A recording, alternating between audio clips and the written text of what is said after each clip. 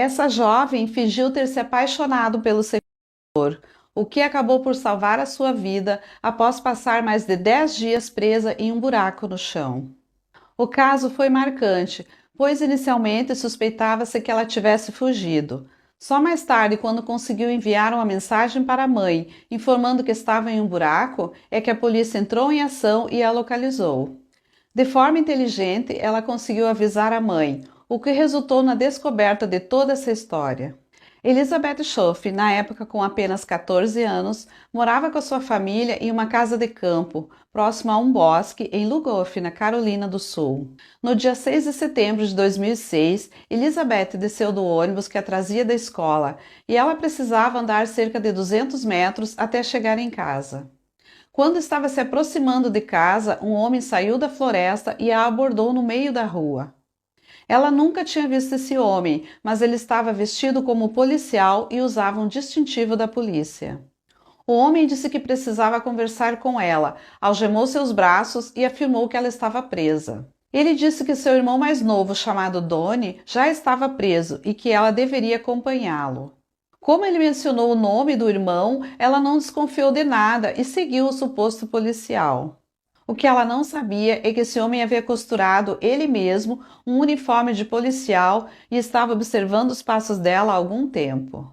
Em vez de levá-la para uma viatura policial, ele começou a conduzi-la pela floresta. Assim que ela percebeu e começou a fazer perguntas, ele amarrou um cordão em seu pescoço com uma caixinha, que ele afirmou conter algo explosivo, e ordenou que ela fizesse exatamente o que ele mandasse.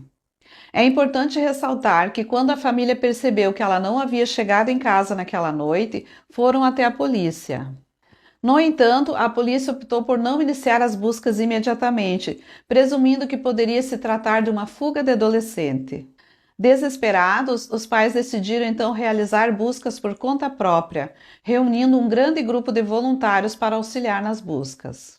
O homem conduziu Elizabeth por cerca de 1 hora dentro da floresta. Durante a caminhada, Elizabeth deixou escapar um de seus sapatos. Ele ficava indo e vindo com a intenção de fazer com que ela perdesse o senso de direção de onde estava e para que lado ficava a casa dela. Até que em determinado momento eles chegam em um lugar coberto de folhas. Ele para e diz a ela que ela tinha sido, na verdade, sequestrada.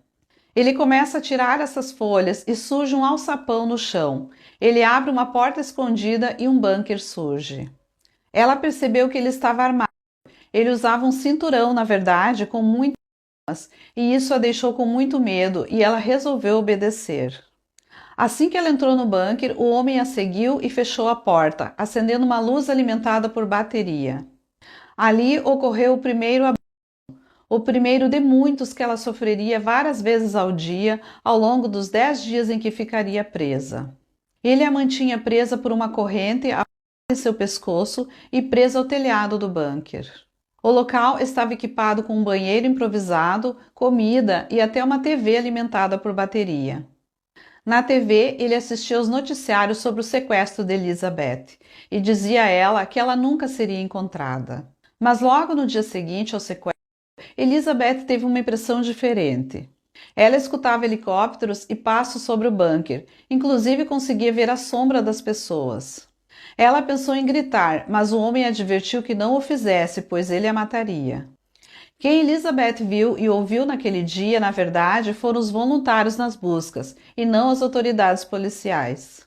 E tudo isso estava acontecendo muito perto da casa dela e também do trailer onde esse homem morava, ou melhor, se escondia. Esse suposto policial, na verdade, era Vincent Filial, um homem de 37 anos que já estava sendo procurado por abuso de uma outra menina de 12 anos. Durante o tempo em que esteve presa, Elizabeth só pensava em uma maneira de escapar. Porém, o bunker estava cheio de explosivos de fabricação caseira. Então, de uma forma muito inteligente, ela resolveu usar a psicologia reversa e tentar fazer com que ele acreditasse que ela estava apaixonada por ele. Mesmo sofrendo abuso várias vezes por dia, ela começou a fingir um sentimento. Ela se aproximou dele, ela conversava sobre assuntos que ele gostava. Ela chegou até mesmo a dizer que o amava e que planejava fugir com ele e formar uma família. Aos poucos, o criminoso foi se deixando levar por suas palavras. Ele soltou as correntes que a prendiam pelo pescoço e até mesmo permitiu que ela saísse do bunker e caminhasse um pouco pela floresta com ele. Durante essas caminhadas, Elizabeth arrancava alguns fios de cabelo e os deixava no chão ou nas árvores, na esperança de que os cães farejadores pudessem encontrá-la. Com o passar do tempo, ela conquistou tanto a confiança dele que ele permitiu que ela jogasse um joguinho no seu celular. Não havia nenhum sinal por lá, mas ela aproveitou esses momentos para digitar várias mensagens de texto, que nunca eram enviadas por falta de sinal. Ela apagava logo em seguida para que ele não desconfiasse de nada. Ela enviou mensagens tanto para o número da mãe, como também para outros números, dizendo que ela estava presa em um buraco no chão. Por sorte, uma dessas mensagens foi enviada e entrou no celular da mãe, que imediatamente foi até a polícia e iniciaram novas buscas. Eles conseguiram identificar a região de onde a mensagem foi enviada pelas antenas de celular e chegaram até o local na floresta onde estava o trailer do sequestrador. Mas como o bunker estava muito escondido, não localizaram Elizabeth e tomaram a pior atitude. Eles divulgaram a mensagem que a garota enviou para a mãe na mídia. Dentro do bunker, Vincent ouviu a notícia de que tinham recebido uma mensagem e estavam muito próximos de encontrar a menina. Ele ficou muito nervoso. Ele poderia ter tirado a vida da menina naquele momento e fugido, mas não foi isso que ele fez. Mais uma vez, ela, com muita inteligência, conversou com ele, disse que não tinha enviado nada e que ele precisava fugir o quanto antes, senão ele seria pego. Ela disse que estava com medo de que algo pudesse acontecer com ele e afirmou que depois ela iria atrás dele para formarem uma família. Ele acreditou e fugiu, deixando-a presa lá dentro. No começo da manhã do 10º dia, ela conseguiu empurrar parcialmente a porta que trancava o bunker e ouviu latidos de cachorros e vozes que gritavam seu nome. Então, usando todas as suas forças, ela gritou seu nome de volta e finalmente foi salva. O bunker onde ela ficou presa ficava a 1 quilômetro de sua casa, uma caminhada de apenas 10 minutos. No dia seguinte, o criminoso foi localizado em outro estado e preso antes de ser julgado. Quase um ano depois, ele escreveu com detalhes 120 páginas de um manuscrito que ele pretendia transformar em um livro, onde ele confessou tudo o que havia feito tanto com Elizabeth quanto com a outra menina de 12 anos. Ele admitiu que observou o ônibus escolar por vários dias em busca da vítima perfeita e que isso era muito excitante para ele. Disse que pretendia explodir o bunker com os dois dentro, mas mudou de ideia porque se apaixonou por Elizabeth.